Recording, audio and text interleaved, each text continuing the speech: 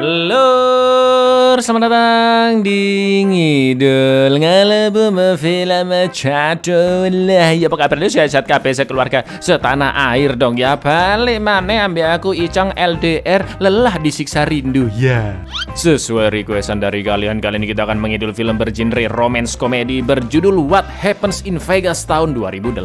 Film ini mengisahkan tentang seorang wanita dan pria yang tidak saling kenal dan sama-sama habis ketiban masalah, lur. Mereka pun liburan ke Las Vegas dan tanpa sengaja mendapat kamar yang sama. Singkat cerita, mereka semakin dekat, kobam-kobaman, dan akhirnya menikah tanpa disadari. Yang mana dari situlah hidup mereka menjadi semakin kusut karena rebutan uang 3 juta dolar. Seperti apakah keseruan film ini? Langsung aja kita ke titip-titip salam dari dulurku Bos Cemen Ambigu. Kayak familiar namanya ya. Titip salam buat yang masih bujang dong, Cak. Tule jae nak jae jatuh jae ji. Nutul luwe penak lah kok milih nganggo tri. Hei, lambene rek kak sekolah ya. Ayo sentil. Sentil. Monggo skecaken.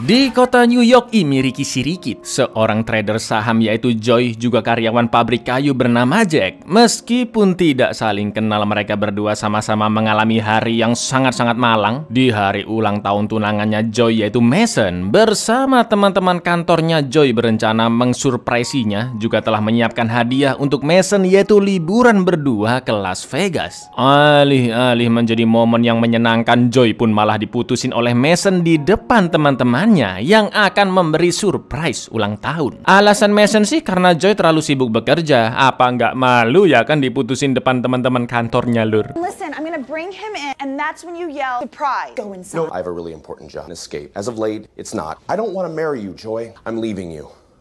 Oh no, this can't wait, Joy.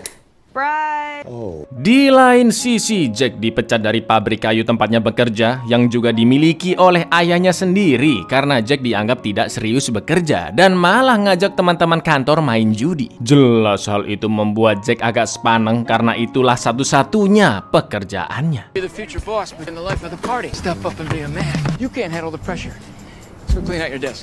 Karena stres dengan masalah masing-masing di saat yang sama namun di bar yang berbeda. Malam itu Jack dan Joy minum-minum juga ngobrol ngalor ngidul bersama sohib mereka masing-masing. Jack dengan Heather si pengacara, sedangkan Joy bersama mbak-mbak bartender bernama Tipper. Untuk meluapkan rasa stresnya juga melupakan masalah hidup sejenak, mereka berdua pun sama-sama akan liburan ke tempat yang paling bebas dan juga dijuluki salah satu surga dunia, yaitu Las Vegas. Dan inilah apa yang terjadi di Vegas.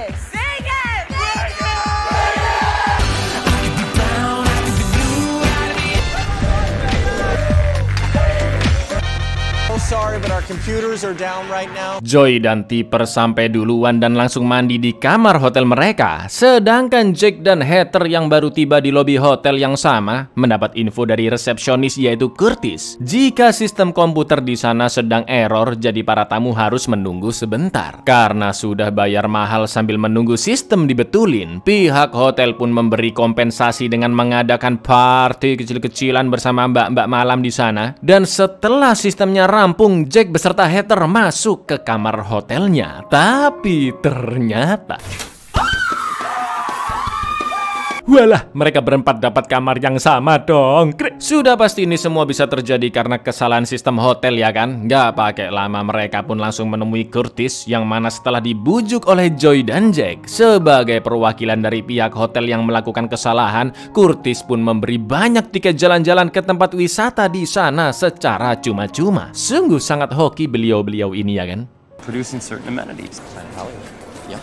Bukan cuma itu, lur, hotel juga mempersiapkan limosin gratis yang mana mereka berempat gunakan untuk keliling Las Vegas. Karena sama-sama berasal dari New York, Jack pun mengajak Joy untuk dinner berdua dan untungnya diterima meskipun awalnya Joy menolak. Sambil ditemani pemandangan kota Las Vegas yang seakan-akan tidak pernah tidur, Joy dan Jack pun ngobrol-ngobrol dan tak butuh waktu lama bagi mereka untuk jadi sohib. Itu semua karena alasan mereka berdua ke Las Vegas hampir sama, ya yaitu healing untuk melupakan masalah masing-masing. Joy diputusin tunangannya, sedangkan Jack baru dipecat dari pekerjaannya. Hal tersebut membuat mereka berdua menjadi lebih dekat dan melewati malam dengan melakukan berbagai macam kegiatan, party-party, minum-minum, ikut kompetisi lato-lato, dan karena terbawa suasana, Joy dan Jack pun berasal-loli. Bahkan saking hebohnya di tengah-tengah kobam yang luar biasa, tanpa sadar mereka berdua malah menikah secara sah dong. Seketika Joy yang baru bangun pun sangat terkejut karena di jari manisnya sudah ada cincin emas dengan desain dadu. Gila bener lah mereka ini lur.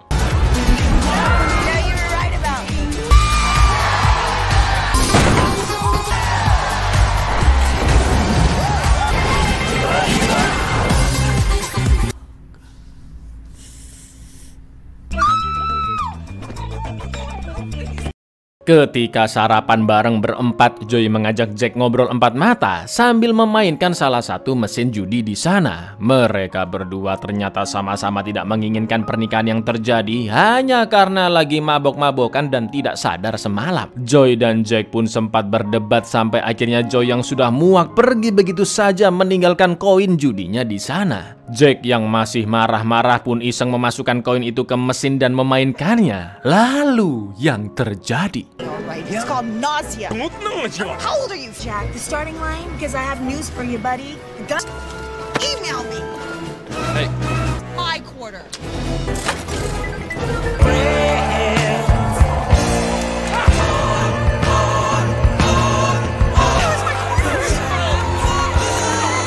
Sangat-sangat random, Jack yang asal masukin koin malah dapat jackpot sebesar 3 juta dolar atau sekitar 46 miliaran rupiah. Benar-benar di luar nurul bukan? Joy pun ikut senang dan memegang hadiahnya karena koin itu miliknya. Tapi Jack menolak memberikan hadiahnya walau cuma sebagian karena Jack lah yang memasukkan koin dan memencet mesin judi itu sendiri. The one that I loosened up for you. That was my quarter. Mine is yours, baby. Remember? Masalah itu pun sampai dibawa ke persidangan oleh Joy. Dia meminta bagian setengah dari total hadiah sekalian menggugat cerai karena Jack dianggap sebagai suaminya yang harus memberi nafkah. Meski tidak ada berkas-berkas legal, Joy menunjukkan bukti-bukti lain untuk memperkuat status pernikahannya, mulai dari oret-oretan di tisu, foto berdua, sampai video pernyataan yang diucapkan Jack bahwa dia berjanji akan bertanggung jawab sebagai suami terhadap Joy. Yang mana video itu juga diambil saat mereka sedang kobam parah lur. Sudah pasti melihat itu semua, hakim menganggap Joy dan Jack hanya mempermainkannya karena bukti-bukti tersebut sangatlah konyol, juga tidak ada berkas-berkas legal. Pak Hakim pun akhirnya membekukan uang 3 juta dolar itu selama 6 bulan. Sementara Jack dan Joy divonis menjalani pernikahan percobaan selama 6 bulan dengan keharusan mendatangi konseling pernikahan seminggu sekali. Tapi jika 6 bulan berlalu dan salah satu dari mereka menggugat cerai, maka uang 3 juta dolar akan dibagi setengah-setengah. Di lain sisi, jika mereka berdua tidak mengikuti vonis dari hakim tersebut, maka hakim akan membekukan uang 3 juta dolar itu secara permanen, yang tentunya akan susah banget diurus ke depannya. Mampus ya kan? Akhirnya setelah memikirkan banyak pertimbangan, daripada kehilangan uang sebesar itu, Jack dan Joy pun setuju untuk mengikuti vonis dari hakim dan berencana akan bercerai nantinya agar masing-masing dari mereka tetap mendapat setengah dari 3 juta tersebut. Freezing the $3 million months hard marriage. I now pronounce you man and wife. I know how hard it isn't. Joy pun pindah ke kosan Jack dibantu temannya Tipper, dan Joy tidak kuat dengan kondisi kosan Jack yang sangat-sangat jorok. Kamar mandinya yang penuh jembai-jembai berserakan lah, kasurnya yang mambu sampai pipis di wastafel dapur mana digoyang-goyangin lagi. Blok. Mau nggak mau Joy harus tahan dengan itu semua selama 6 bulan demi jackpot 1,5 juta dolar. Selain itu situasi juga begitu timpang lur karena Joy masih memiliki pekerjaan yang sangat sibuk, sedangkan Jack hanya malas-malasan di rumah saja. Sungguh suami yang sangat-sangat tidak terpuji. Grown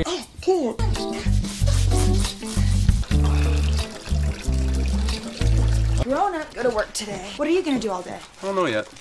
Di kunjungan pertama konseling pernikahan mereka dengan Bu Twitchell, Joy dan Jack menceritakan perasaan mereka satu sama lain dengan sangat-sangat lebay. Joy mengatakan jika hobinya adalah mencintai Joy lah, sementara Joy sangat menikmati dan mencintai kejorok-jorokan Jack di kosannya. Pokoknya dibuat-buat banget lah lur supaya dipercaya. Tapi tentunya Bu Twitchell tahu mereka bohong dan menyuruh Jack juga Joy untuk bersikap serius. Karena bagaimanapun Bu Twitchell harus melapor semua hasil konseling untuk menjadi bukti pernikahan percobaan selama 6 bulan sesuai vonis hakim. We'll say I just like loving her. I love listening she has to say. I'd have to agree. Love watching him be. Love it. Just roll around in it. Want me to report on your marriage? I actually have to do that. Hari-hari pun terus berganti, namun Jack dan Joy semakin tidak nyaman tinggal berdua. Sampai akhirnya dua sahabat mereka yaitu Tipper dan Heather memberi ide untuk memojokkan pasangan mereka agar bertindak buruk. Seperti selingkuh atau apapun yang bisa merusak pernikahan. Misalnya lur, jika Jack selingkuh ya kan, maka hakim pasti akan memihak Joy yang dianggap sebagai pihak tersakiti dan akan memberikan uang $3 juta secara penuh ke Joy. Begitupun sebaliknya. Mendengar saran sesat dari temannya, Jack dan Joy pun mulai merencanakan sesuatu yang tidak sehat untuk mendepak salah satu dari mereka demi $3 juta. Mulai dari Joy yang mengundang banyak mbak-mbak malam ke rumah untuk menggoda Jack, begitupun Jack yang mengundang banyak emas-emas. Semakin sikut menyikut, mereka pun jadi sering berdebat yang malah membuat Bu Twitchell mengira, makin serasi ya kalian ini, seperti pastutri pada umumnya. Hi. Hi.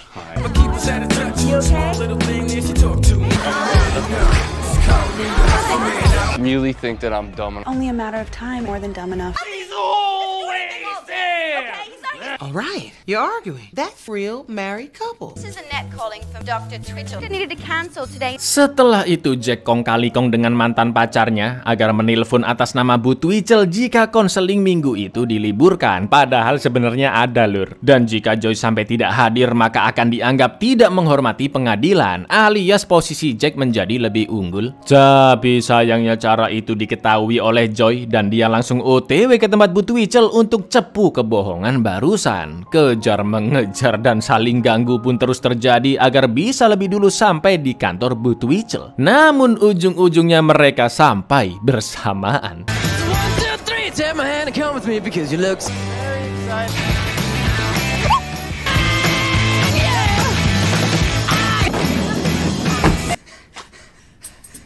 Tindakan saling menjatuhkan satu sama lain belum cukup sampai di situ saja. Joy sempat cari muka dengan mengundang ortunya Jack makan malam di rumah, yang maksudnya agar nanti mereka berdua bisa membela Joy di pengadilan. Sementara itu Jack juga menemui mantannya Joy yang telah memutuskannya yaitu Mason dan mengembalikan cincin tunangannya. Juga mengatakan jika Joy sesekali masih memuji Mason. Lagi-lagi Jack melakukan ini agar Mason bisa rujuk dengan Joy. Lalu pernikahan mereka pun gagal dan Jack bisa mendapatkan $3 juta secara utuh. Selain itu, Jack juga mengkode agar Mason datang ke taman esok hari untuk menemui Joy saat mereka sedang piknik keluarga. Just wanted to give you this back. I got it.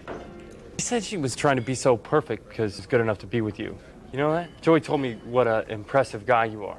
Di acara keluarga Jack, Joy pun terlihat mulai menyukai Jack yang dekat dengan anak-anak kecil termasuk keponakannya. Begitu pula dengan Jack yang perlahan-lahan menaruh hati kepada Joy yang mudah berbaur dengan keluarga besarnya Jack. Tak lama kemudian Mason yang sudah dapat info dari Jack pun mendatangi Joy dan mengajaknya jalan-jalan berdua. Namun Joy menolak dengan halus ajakan tersebut, yang mana itu adalah pertanda jika Joy benar-benar telah melupakan mantannya Mason.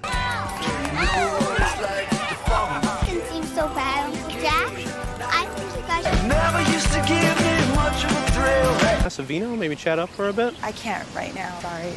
Untuk acara kantornya yang akan diadakan sebentar lagi, Joy pun memohon kepada Jack untuk datang menemaninya karena bosnya Mr. Banger akan memberi kesempatan naik jabatan dan ingin bertemu dengan Jack. Namun Jack yang sudah kembali terprovokasi omongan Heather pun menolak permintaan Joy. Setelah itu Heather membuatkan surat ancaman yang mana Joy harus merelakan uang bagiannya dan harus ditandatangani atau Jack akan mempermalukannya di depan orang-orang kantor. That he wants to meet my husband. Promised him that you would be there. I have a lot of stuff to do this weekend, and while the idea of hanging out with you and playing... Get your ass down there. Out of the palm of your hand, you make her sign this. Di acara kantor terlihat Joy yang agak lesu dan lunglai karena tidak hadir bersama pasangan seperti teman-teman kantornya. Namun ternyata diam-diam Jack sudah datang ke sana, bahkan dia berhasil mencuri perhatian bos-bos kantor termasuk Mr. Banger yang menyukai sikap Jack karena begitu luwes bergaulnya. Joy pun sangat berterima kasih kepada Jack yang sudah menyempatkan datang ke sana. Mereka pun berpesta, juga sempat main judi dan lagi-lagi menang.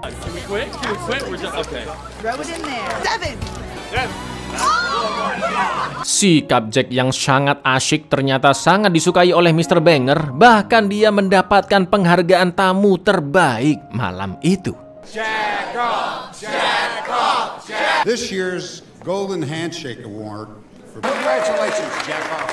I think my wife, Joy. Di lain sisi, Heather terus mengingatkan untuk memaksa Joy menandatangani perjanjian agar mengikhlaskan $3 juta itu. Tapi kali ini Jack sudah benar-benar jatuh hati kepada Joy. Tanpa disadari mereka sudah melupakan vonis percobaan pernikahan. Karena pada malam itu Jack dan Joy terlihat sangat-sangat menikmati obrolan mereka. Joy pun menceritakan jika dulu dia sering jalan-jalan sendirian naik ferry ke sebuah pantai dengan mercusuar yang indah hanya untuk menyendiri dan membersihkan pikirannya. Akan tetapi meski sudah semakin dekat, mereka masih canggung untuk tidur berdua. And don't say Vegas, because if you do, I'll just... And there was this great lighthouse. By yourself. Yeah, that was a great day. Stop betting. You never have to lose. I'd bet on you, Jack. So, we should probably go to bed. Alhamdulillahnya Jack kembali diterima bekerja di pabrik ayahnya. Sementara Joy sempat ditemui oleh Mason yang memberikan cincin tunangannya, juga mengatakan jika dia ingin kembali bersama Joy. Betapa terkejutnya Joy melihat cincin tersebut ada di Mason, dan begitu Joy mengetahui jika yang memberikan cincin itu adalah Jack, suasana hatinya pun berubah drastis dan menganggap Jack tidak tulus mencintainya. Singkat cerita, saat pengadilan berlangsung, Jack yang sudah yakin jika Joy akan tetap bersamanya pun menjadi pupus harapan. Meski sebagai konsultan pernikahan, Bu Twitchell sudah melaporkan hal yang sangat-sangat positif dalam hubungan mereka berdua. Namun Joy tetap ingin bercerai tanpa mengambil sepeser pun dari $3 juta itu. Sebagai sahabat sekaligus pengacaranya, Heather pun sangat senang karena berhasil memenangkan sidang. Tapi berbeda dengan Jack yang sangat hancur karena Joy masih menggugat perceraian mereka. She doesn't want of the money. She just wants a divorce. Oh my God. Well, then I hereby grant the monies to Mr. Fuller. We won. Yeah, I'm the law.